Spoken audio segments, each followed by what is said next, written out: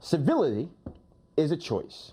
You can't just talk about it. You can't simply proclaim it and make it show. You have to choose to enact it. You have to choose to do the work.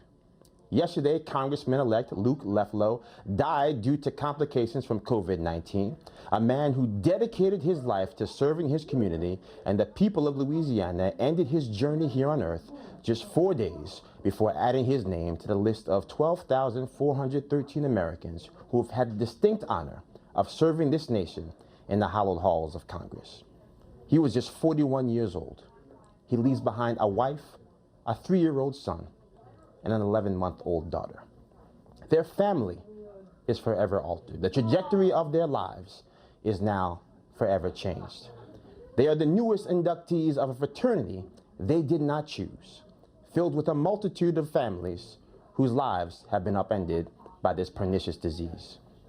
And yet this tragedy, that in many ways uniquely encapsulates the painful and unexpected nature of 2020, has been greeted with perhaps the most 2020 response imaginable: ugliness and partisan contempt.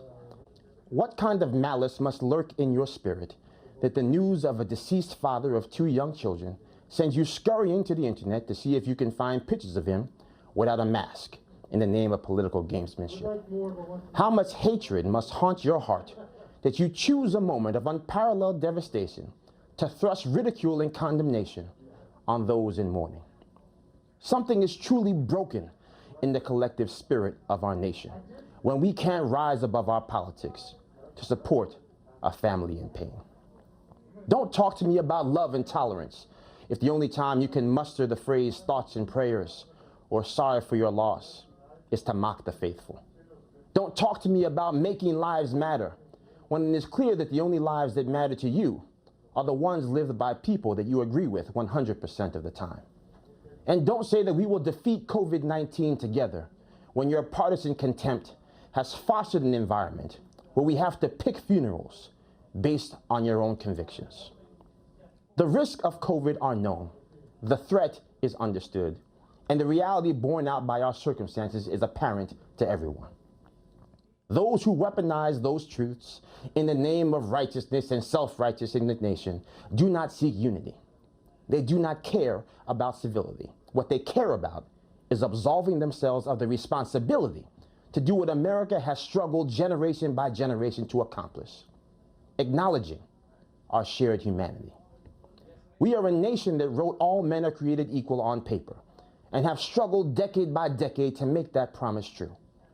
We are a nation that, even in the midst of a civil war, to help codify that belief, still had enough reverence for our shared purpose that we would pause between battle so that each side could collect and honor the dead. So yes, we should fight like hell for what we believe in. But we can persist in our pursuit of a newer world without becoming petulant toward those who inhabit the world in which we currently live. We can be vigilant in our defense of liberty without becoming vindictive towards those whose vision of America does not match our own. And we can have disdain for the policies we believe undermine our republic without becoming disdainful of our neighbors who propose them. This is bedrock Americanism. This is foundational conservatism.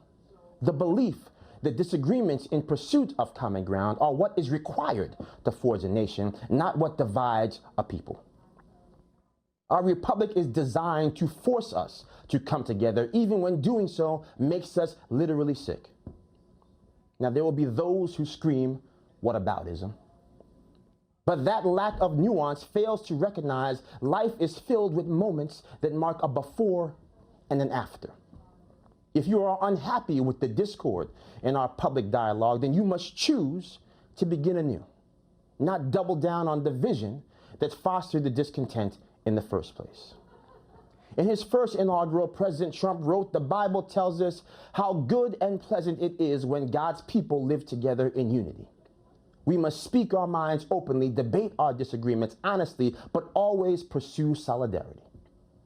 8 years earlier, President Barack Obama wrote that we as Americans choose unity of purpose over conflict and discord. Now, both men, polar opposites, imploring Americans to do the same thing, and yet that identical message is often greeted completely differently. So as we close in on the end of a year that refuses to end, the path ahead of us is clear. It's choosing time in America. The time has come for Americans to stand firm on what we believe and fight for the values we hold dear. But the time has also come for us to reaffirm our commitment to civility and respect, even if some amongst them remain trapped by our lesser angels.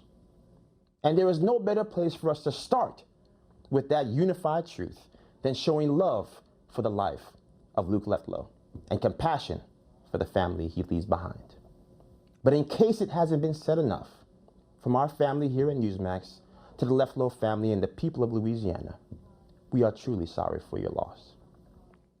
You just watched Newsmax TV, America's fastest growing cable news channel, now in more than 70 million homes. You can get Newsmax TV on your cable system or check your cable guide. And if your system doesn't carry Newsmax, call them, tell them you want Newsmax TV, because we're real news for real people.